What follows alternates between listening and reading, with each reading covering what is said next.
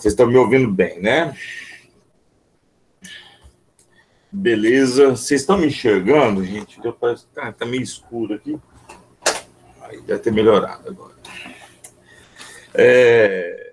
Bom dia, tá lindo, obrigado. Pessoal, hoje nós começamos capítulo 2 de Romanos, beleza? Eu tenho feito esse estudo com vocês na nova tradução da linguagem de hoje, mas de vez em quando eu tenho lido a NVI e a paráfrase da mensagem.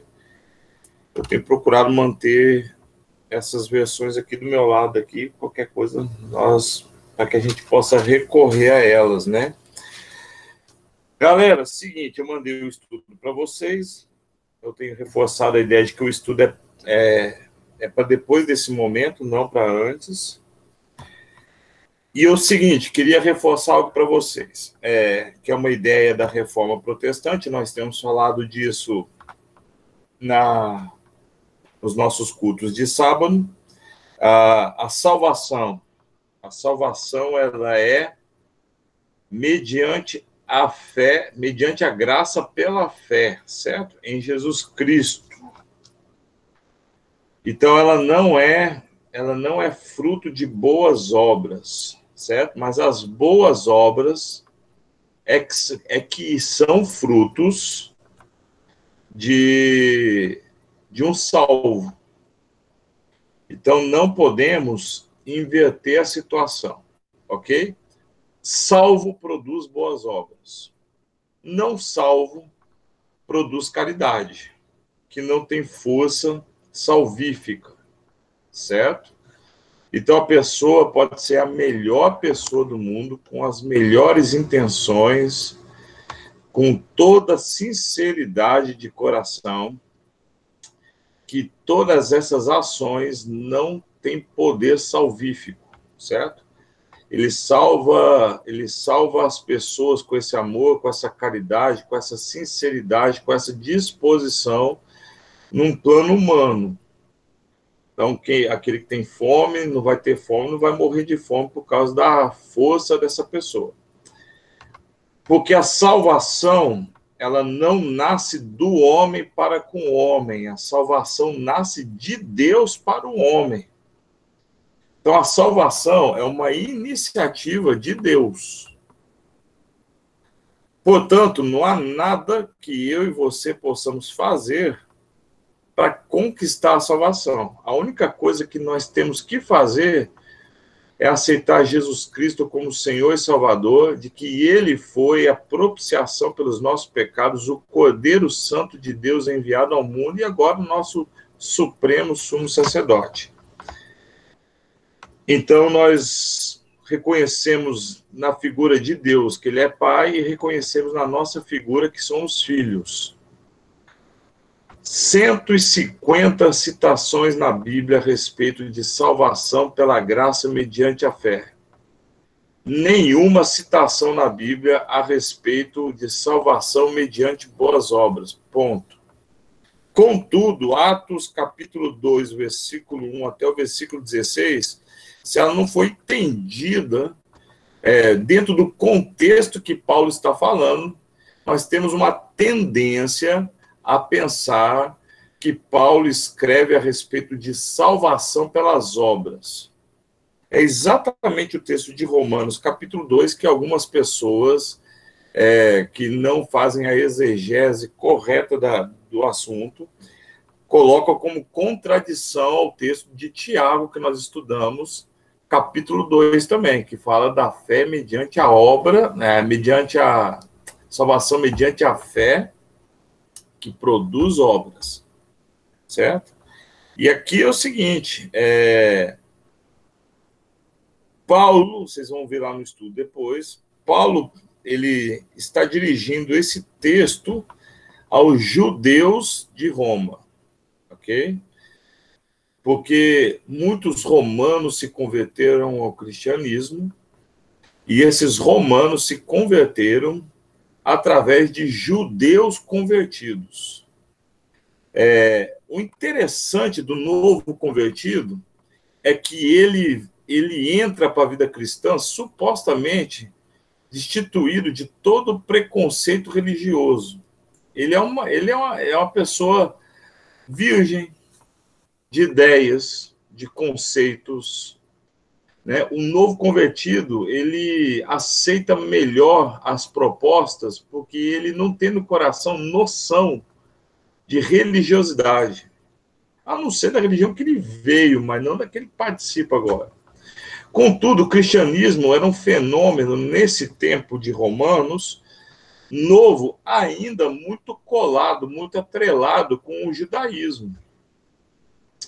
Então, quando a gente estudou o livro de Lucas, nas quartas-feiras, lá na igreja, depois nós podemos até pensar em retomar esse estudo, nós vimos como que os discípulos tinham dificuldade em deixar as tradições judaicas de lado numa manifestação de graça da paz de Deus pelo Espírito Santo. Atos capítulo 1, quando Jesus vai subir aos céus, a gente vê essa dificuldade. Os discípulos estão lá, pois é, Senhor, então é agora, nesse momento que Jerusalém será restaurada. E a proposta de Jesus não era para Jerusalém, a proposta de Jesus é para o mundo. Depois nós vamos estudar, né? A gente vai estudar a Bíblia aqui tanto quanto for possível. Nós vamos ir lá nas cartas aos Coríntios a dificuldade que eles tiveram com relação à ceia, com relação a batismo, tudo por causa de uma ideia impregnada de judaísmo. E os judeus têm essa dificuldade, os judeus cristãos, e os judeus têm essa tentação. Lembra que a gente tem falado de tentação e provação? É uma tentação do judeu recorrer à sua cultura, à sua classificação judaica na sua fé cristã. Então, Paulo, que era um fariseu, quando se chamava Saulo ainda, ele vai pegar pesado com os judeus. Porque Paulo, de fato, recebeu uma transformação de entendimento, ele vai escrever isso no capítulo 12, que é brutal. Ele muda até de nome, ele não volta atrás mais, né? Ele se desfaz de todos os seus títulos, ele desfaz de todo o seu prestígio, para agora viver como Paulo, discípulo de Jesus Cristo. Então, essa carta que nós vamos ler aqui, até o versículo 16, é uma exortação aos judeus cristãos residentes em Roma, tá? E serve para nós. Porque talvez nós não estamos impregnados, né, de ideias judaicas, algumas talvez, mas de ideias políticas, filosóficas, evangélicas, e por aí vai. Então, ele escreve, a partir do versículo 1, a alguém: meu amigo, não importa quem você seja, você não tem desculpa quando julga os outros, pois quando você os julga, mas faz as mesmas coisas que eles fazem, você está condenando a você mesmo. Versículo 1, Paulo já dá uma bordoada. Então, ele está falando de um negócio que nós chamamos de legalismo. O legalista é, por excelência, alguém que julga os outros sem enxergar a trave que está nos seus olhos. O legalista é, por via de regra, santarrão. E santarrão não quer dizer que o cara é santo, mas o cara tem uma noção de santidade baseado num comportamento forçado exterior, porque interior ele vive todos os seus pecados de maneira intensa. Já dizia alguém, né? Santidade demais, entre abre aspas e fecha aspas, cheira carne. O judeu ele tem um problema, o judeu religioso. Ele, na sua, digamos, no seu orgulho cultural, no seu orgulho étnico, ele achava que o simples fato de ser judeu, o povo amado de Deus, já era o suficiente para ele ser salvo. Então, muitos não tinham uma vida compromissada. Viviam descompromissadamente. Viviam de maneira relapsa com as leis de Deus, pelo simples fato de serem judeus. Então, o judeu, via de regra, o judeu bíblico aqui, tá? Nesse tempo aqui, ele achava que o simples fato de ter nascido em Israel era suficiente para ele ser salvo, e todos os outros povos eram povos condenados. Então, Paulo, no primeiro versículo, já fala aqui, ó, seguinte, cara, você não pode julgar ninguém, principalmente quando você julga as pessoas pelas mesmas coisas que você pratica. Cuidado, você está condenando a si mesmo. Então, legalismo não serve para nada, gente. Acusar as pessoas pelo pecado delas não serve para nada. A única coisa que serve é a gente agir com graça, misericórdia e piedade, falando todas as coisas que têm que ser faladas, em amor, com coração sincero, para corrigir, não para condenar. Isso nós temos que tirar das nossas práticas, a condenação.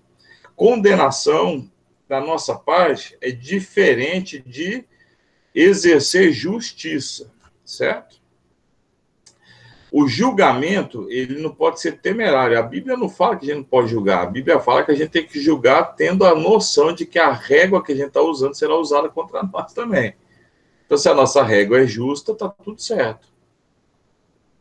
Mas o legalismo é quando a gente acusa as pessoas de algo que nós mesmos fazemos escondido. Versículo 2, ele continua: nós sabemos que Deus é justo, e todos sabem, até os que têm uma vida mais ou menos com Deus. Todos nós sabemos que Deus é justo quando condena os que fazem essas coisas. Mas você, que faz as mesmas coisas que condena nos outros, será que você pensa que escapará do julgamento de Deus? É interessante isso aqui, porque a pessoa está convencida de que ela é realmente santa, não pela sua santidade, mas pela condenação aos outros. Então a pessoa começa a achar que a sua religiosidade exacerbada é suficiente. A Bíblia tem toda a razão, é a trave que está nos olhos. A pessoa não enxerga o que está nela mesma, mas enxerga o que está nos outros. Então, tinha uma novela, quando eu era menino, chamava Tieta, que tinha uma mulher que chamava Perpétua. Depois vocês pesquisam aí. Essa Perpétua era a figura da Santa Rona, do legalista. Era uma pessoa que tinha uma vida miserável, mas que vivia de acusar as pessoas.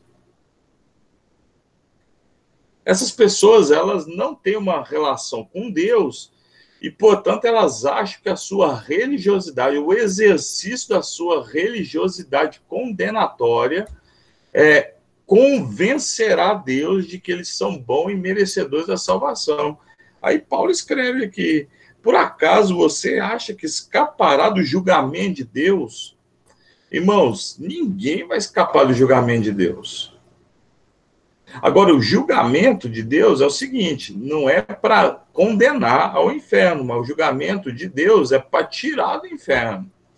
Então, o juiz vai rever a condenação. O juiz não vai condenar, ele vai rever. E ele vai tirar as pessoas que já estão condenadas pelo seu comportamento gerado pela ação salvífica de Deus. Não por um comportamento forçado. Versículo 4. Ou será que você despreza a grande bondade, que eu acabei de falar agora, a tolerância e a paciência de Deus? Então, aqui é interessante, porque fala que Deus é bondoso, tolerante e paciente. Deus é essas coisas, mas nós não podemos ficar provando Deus nessas coisas. Porque provar Deus nessas coisas não é sinal de salvação, é sinal de perdição. Você sabe muito bem que ele é bom, ou seja, tem conhecimento, e que quer fazer com que você mude de vida. Mas o seu coração é duro e teimoso. Por isso você está aumentando ainda mais o castigo que vai sofrer no dia em que forem revelados a ira e os julgamentos justos de Deus. A Bíblia também diz isso. Senhor, eu falei muito da tua palavra. Eu preguei a tua palavra. Eu expulsei demônios. Eu curei no teu nome, Senhor. E o Senhor vai falar o quê?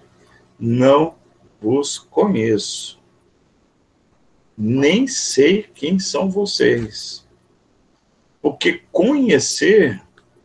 o conhecer é um exercício de andar junto. O conhecer é a prática de estar junto, de se abrir, de saber a vontade um do outro. Então, nós aqui somos amigos e nós estamos reunidos aqui hoje porque nós começamos uma relação, meus irmãos. O religioso, cultural, comportamental, a sua relação é com a letra da religião, é com o comportamento da religião, não com Deus da salvação. Por isso que essa pessoa ela vai ser o quê? Surpreendida. Porque, no fundo, ele sabe o que precisa ser feito, mas não faz porque se converteu a uma prática. Então, Paulo bate pesado nos judeus com isso daqui, e essa palavra bate pesado em nós hoje, com relação ao nosso comportamento religioso. Versículo 6, pois ele recompensará, e aqui tá a questão que eu falei no começo da nossa reflexão aqui. É por obras? É aqui que está o segredo. Pois ele recompensará cada um de acordo com o que fez. Vixe. Então, Paulo está falando aqui que é por obras. Versículo 7. Deus dará a vida eterna às pessoas que perseveram em fazer o bem e buscar a glória, a honra e a vida imortal. Pronto, resolveu. Então, Paulo está falando o seguinte. Olha, versículo 7. Deus dará vida eterna às pessoas que perseverarem em fazer o bem e buscar a glória, a honra e a vida imortal. Então, Paulo ele traz aqui para o trilho e fala o seguinte, é pela relação com Deus. Augusto Nicodemos, ele vai falar uma coisa interessante, ele vai falar o seguinte, olha, é a mesma coisa que você no colégio, na faculdade, o professor pega e passa um trabalho para a semana que vem. E você tem a opção de acreditar no professor ou não. E você tem que entregar o trabalho. Não porque o trabalho vai te salvar, mas é porque o professor é que julga o trabalho. Então, o trabalho, ele é a obrigação do salvo. E não o esforço do condenado em conseguir salvação. Então, na outra semana, o professor vai chegar e falar assim, e aí, pessoal, quem acreditou em mim? Me passa o trabalho. Por isso que a Bíblia fala de um negócio chamado galardão, que é um prêmio. Certo? E o prêmio é a presença dele. Versículo 8. Mas fará cair a sua ira, o seu castigo sobre os egoístas e sobre os que rejeitam o que é justo, a fim de seguir o que é mal. Comportamento do condenado. Agir em causa própria, não pensando nos outros, se beneficiando às custas dos outros, seguindo o que é mal. Versículo 9. Haverá sofrimentos e aflições para todos os que fazem o mal, primeiro para os judeus, e também para os não-judeus. E aí Paulo estende isso aqui aos romanos convertidos, e aí estende isso para nós aqui hoje, 2020. Mas, versículo 10, Deus dará glória, honra e paz a todos os que fazem o bem, primeiro aos judeus e também aos não-judeus, pois ele trata a todos com igualdade. E aqui uma outra beliscada nos judeus, falando assim, é o seguinte, vocês convertidos, mas saibam que o Senhor Jesus é para todos. É para os romanos, é para os gregos, é para os egípcios, é para os do norte, na Escandinávia, é para os indianos, é para os chineses, que é o mundo conhecido na época. E Deus salvará vocês e eles, e Deus condenará você e eles. E aí Paulo vai entrar na parte final aqui desse trecho, onde ele vai falar a respeito do quê? Ele vai falar a respeito da lei. E aí ele diz, versículo 12, todos aqueles que pecam sem conhecer a lei de Deus se perderão sem essa lei.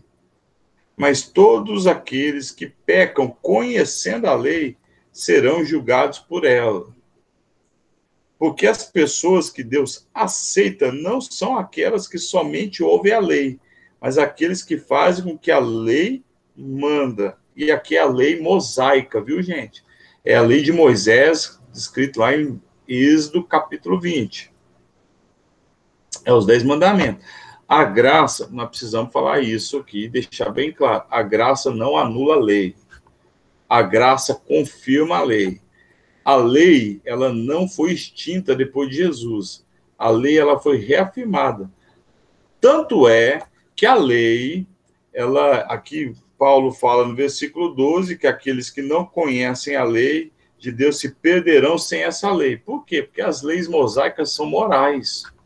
Não matarás, não furtarás, não dará mau testemunho, honra teu pai e tua mãe para que seus dias de vida se prolonguem, não adulterarás, né? A única lei não das 10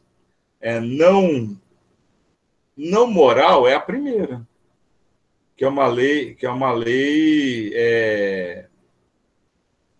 de pertencimento a Deus. Olha, seguinte, vocês me pertencem, então como vocês são meu povo, vocês não podem ter outros deuses perante mim. Não façam para ti imagem de esculturas, nem do que existe nos céus, nem na terra, nem embaixo das águas. Só a mim servirá, só a mim prestará culto. Então, é as leis mosaicas que Paulo descreve aqui.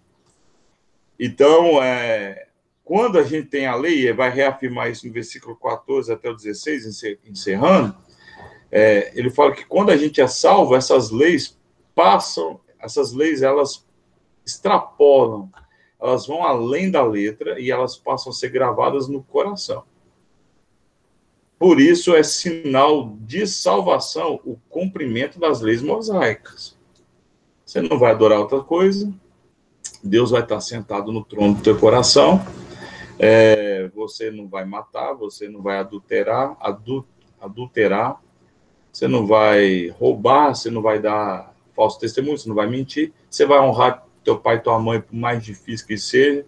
É engraçado essa lei existir, porque ela é difícil mesmo, e é a única lei que te promete recompensa, se você cumprir ela. Então, se você honrar teu pai e tua mãe, seus dias de vida se prolongarão. É a única promessa com alongamento de vida na Bíblia. É a única promessa, é a única coisa que Deus oferece um prêmio, né? E o versículo 14 está aqui, já estou encerrando, falta 3 minutos. Os não-judeus não têm a lei, mas quando fazem pela sua própria vontade o que a lei manda, lei moral, eles são a sua própria lei, embora não tenham a lei. Eles mostram, pela sua maneira de agir, que tem a lei escrita onde? No coração. A própria consciência deles mostra que isso é verdade. E os seus pensamentos, que às vezes os acusam e às vezes os defendem, também mostram isso. Você já deve ter percebido isso na vida de vocês, não somente a minha. Então, quando nós temos as leis de Deus no coração, o Espírito Santo que habita em nós soa o sinal. Você fala assim, não devia ter feito, não devia ter agido, não devia ter falado. 16. E de acordo com o evangelho que eu anuncio, assim será naquele dia em que Deus, por meio de Cristo Jesus, julgará os pensamentos secretos de todas as pessoas. E a gente encerra por aqui falando isso. Não adianta ter uma capa de piedade, uma capa de religiosidade, uma capa graciosa.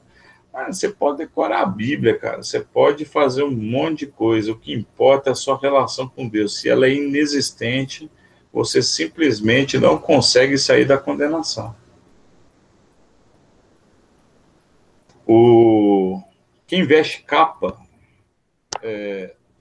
age na surdina, certo? Por isso que Paulo fala assim: certamente aquele que acusa pratica as mesmas coisas da qual acusa. O André está aí nos assistindo, não sei se ele pode confirmar que eu vou falar aqui, mas existe uma noção, acho que ligada à psicologia, que a pessoa, ela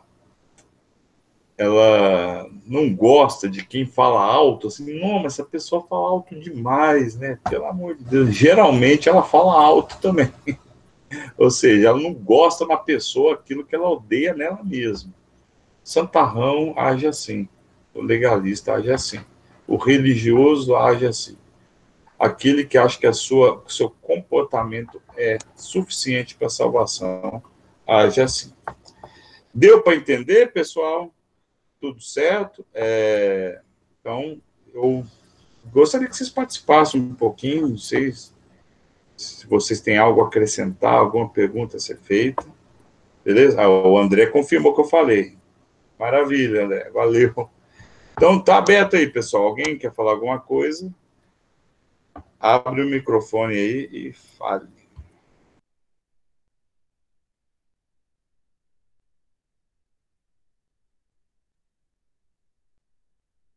Só elogiar, Gu. Bom demais.